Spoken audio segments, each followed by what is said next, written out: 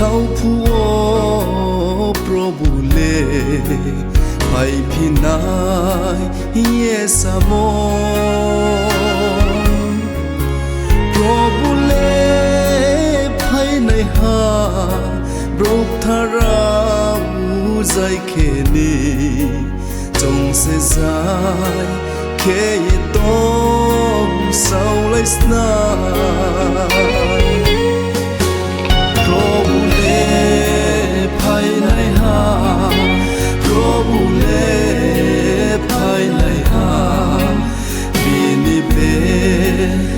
sa thủy bay tươi khô say khi đi probule phải nơi ha vì pro tha rau no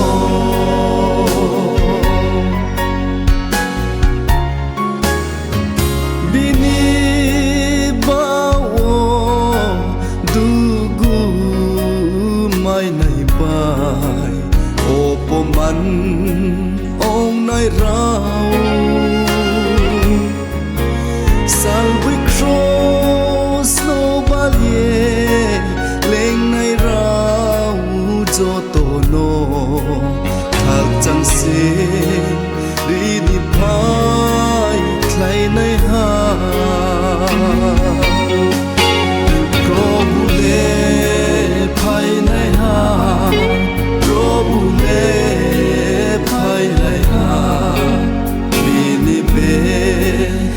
sa thủy bay tươi khô mò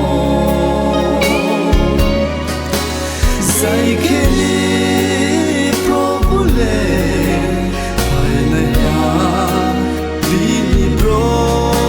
tha rau no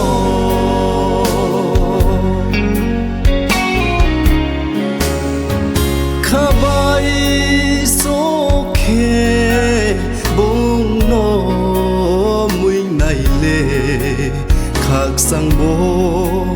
vui mai na bông non này sao ye tung này ra uzo to no là phải đi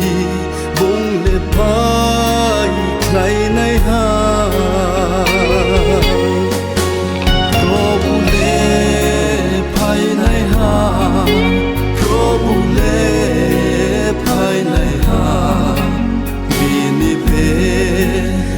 sa thủy bay tươi khô mò say khi đi probule phải nơi ha vì pro tha rau no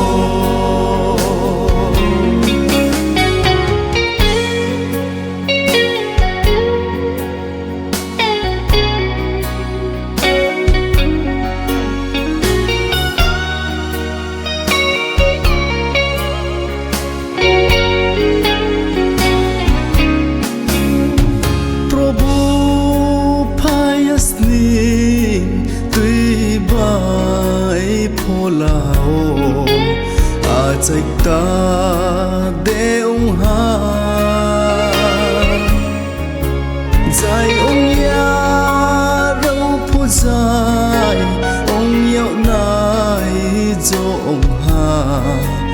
ô ta khu đâu bà dài ông nắng đêm